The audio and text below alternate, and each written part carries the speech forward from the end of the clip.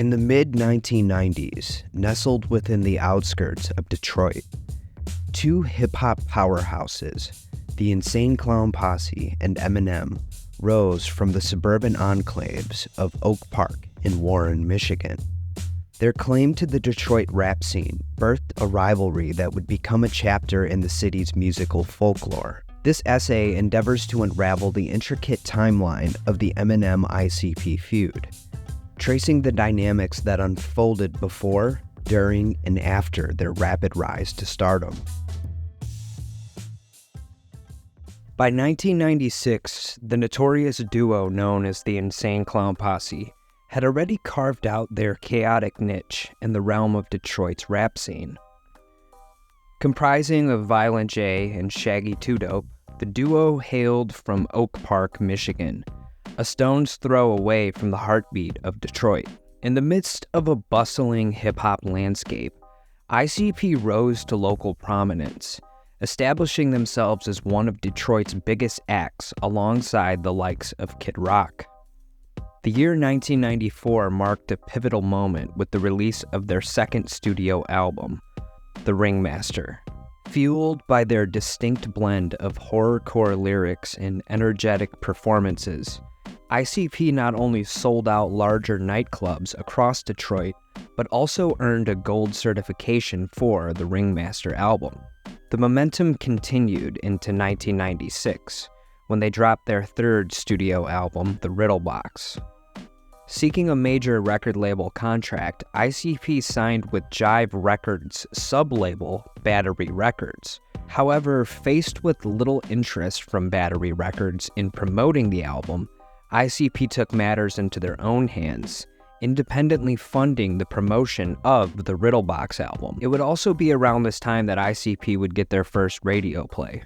A local Detroit DJ picked up the song Dead Body Man from the album The Riddle Box and would play it. Now, for any independent artist out there, especially back then, that is a massive moment.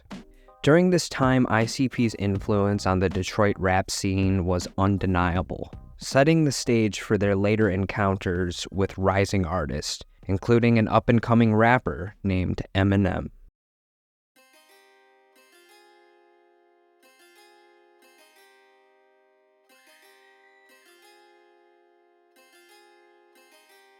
Eminem, born Marshall Bruce Mathers III, was a young and aspiring rapper from Warren, Michigan, a suburb situated just a short drive from Detroit. In contrast to the established presence of ICP, Eminem was navigating the early stages of his career, still striving for recognition and a breakthrough. In 1996, Eminem released his debut album, Infinite, showcasing his lyrical prowess but failing to gain widespread attention. The following year, 1997, marked a turning point in his trajectory. Despite losing the Rap Olympics competition, his demo found its way to the hands of Jimmy Iovine and eventually found its way into the hands of Dr. Dre. But while this was unfolding, Eminem was still a no-name. Around the same time, Eminem featured on a track called Drastic Measures by the underground rap group Indigenous Tribe. Although Eminem's verse didn't explicitly mention ICP, the track itself contained disses directed at the Detroit duo. This underground altercation went relatively unnoticed at the time, as Eminem was still a burgeoning artist on the cusp of a breakthrough. In late 1997, Eminem celebrated the release of his Slim Shady EP with an album release party, employing the common tactic of listing well-known artists on the flyer to attract attention. Among the names he included was ICP. The first time I met him in 1997 or maybe 1998, we walked into St. Andrew's Hall and he came up to us with a flyer and he said, "What's up?" He came up to us and he had a kid with him or whatever and he was like, "What's up?" You know? And I was like, "What's up?" And he was like, "I'm Eminem."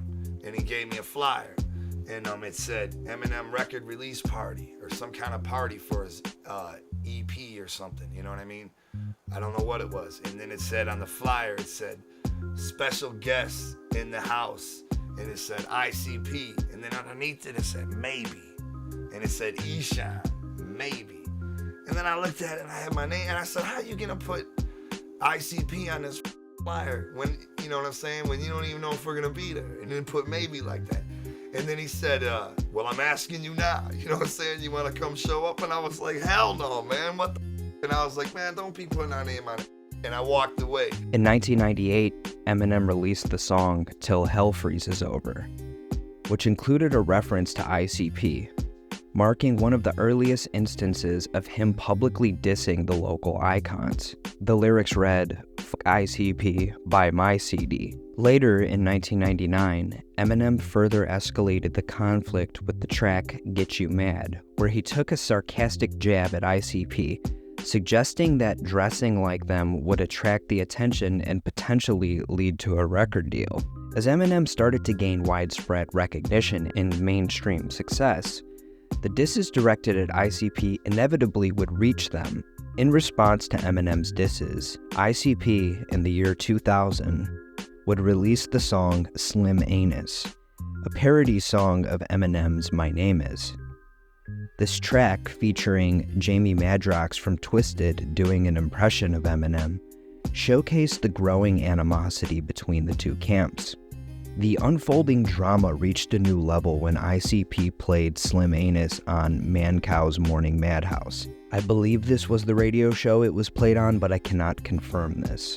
But Mancow's Morning Madhouse was a nationally syndicated radio show, and allegedly, the next day, Eminem was scheduled to appear, and he did. When Eminem showed up, Mancow played the song for him, and Eminem then would respond by dissing ICP in a freestyle live on the radio show. In 2000, Eminem reached a pinnacle in his career with the release of the Marshall Mathers LP, an album that would forever immortalize the feud between him and ICP. The album not only showcased Eminem's lyrical prowess, but also included explicit disses aimed directly at ICP, escalating the conflict to new heights. Around the same time, Eminem was part of the Up in Smoke tour, a groundbreaking hip-hop extravaganza featuring Dr. Dre, Snoop Dogg, Ice Cube, and Eminem. The tour became a cultural phenomenon, showcasing some of the biggest names in the industry.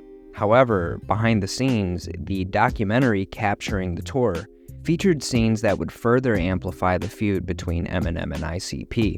During the documentary, Eminem's close associate Proof, a member of the Detroit-based rap group D12, was prominently featured alongside Eminem. In various segments, Eminem and Proof seized the opportunity to diss ICP, adding fuel to the already intense rivalry. The backstage drama played out in front of the cameras, offering fans a glimpse into the heightened tensions within the Detroit hip-hop scene. And then, also in the year 2000, Eminem got into some legal issues outside of a Detroit nightclub after a heated incident involving his then-wife. Allegedly, wielding an unloaded, Eminem brandished the gun to the man that he caught kissing his wife. The man involved was an associate and employee of ICP. This added yet another layer of complexity to the beef. Eminem would later plead guilty to a concealed weapons charge and end up with probation. In response to the escalating tensions with Eminem, ICP retaliated with the song Nothing But a Bitch Thing. The song not only addressed the alleged paintball attack mentioned by Eminem on the Marshall Mathers LP, but also threw in some personal jabs, with lyrics such as, "When I think of your daughter, it makes me sad. She got a whore for a mama and a bitch-ass dad." The song also mentions the unloaded gun incident, and they mock the fact that the gun was unloaded. Around the same time, ICP also released another song called Please Don't Hate Me, in which Violent J is talking to his friend about the fact that he's having sex with his mom. The end of the song reveals that the friend that Violent J is talking to is Eminem. Around this same time, in 2002, Eminem released his album, The Eminem Show. The album contained subtle references to the ongoing tensions with ICP. There was a skit on the album called The Kiss that addressed the incident with his wife and the ICP associate. There was also a lyric on the song Cleaning Out My Closet that says, "The smartest shit I did was take the bullets out of that gun," hinting at a potentially dangerous confrontation that was luckily averted. Then there was the chorus on the song Business. The chorus has the lyric, "Let's shut the shit down on these clowns," which is not a confirmed diss, but is more than likely a subtle jab at ICP. As years passed, the once intense rivalry between ICP and Eminem gradually lost its fervor. In interviews, ICP began to refer to the beef as high school beef, acknowledging its trivial nature in retrospect. Then, around 2006, Proof, Eminem's good friend, reached out to ICP and extended an olive branch, signaling a desire to end the animosity between their camps. This pivotal moment led to a bowling match between ICP, their record label employees, and D12, although Eminem was notably absent. Also, Proof collaborated with Twisted on a song and referenced ICP, further solidifying the end of the feud from Eminem's camp. For ICP, this reconciliation held significant meaning, symbolizing closure to a chapter of their careers defined by conflict. However, tragedy struck when Proof was fatally shot outside a nightclub in Detroit. Following Proof's death, Eminem withdrew from the spotlight, most likely grappling with grief and the loss of his close friend. It wasn't until years later that he made a return to the music industry, releasing albums like Relapse, Recovery, and then the Marshall Mathers LP 2. Interestingly, on the latter album, Eminem included a line that seemed to signal a shift in his attitude towards ICP. Quote, "I'm a combination of Skylar Grey, Tyler the Creator, and Violent J," end quote. This seemingly positive acknowledgement of Violent J hinted at a squashing of the beef on Eminem's end. But the most significant moment that officially ended the feud occurred in 2017. ICP made a surprising appearance on Sway's radio show, which airs on Eminem's Shade 4-5 station. This appearance would not have happened unless Eminem greenlit it. The interview went into the details of the feud and felt overall mutually respectful, and it marked the official end of their long-standing feud. I would love to one day hear an ICP Eminem collab. I don't think we'll ever get it, but it would be cool if it happened. Alright guys, let me know what you think about this in the comment section. I want to make more documentary style videos like this. If you guys have any ideas, I'm interested in 90s nostalgia, early 2000s nostalgia. Drop some ideas for some deep dives. Anything goes in the comment section. Also would appreciate if you like and subscribe to this channel. It tells me that you want me to make more content like this.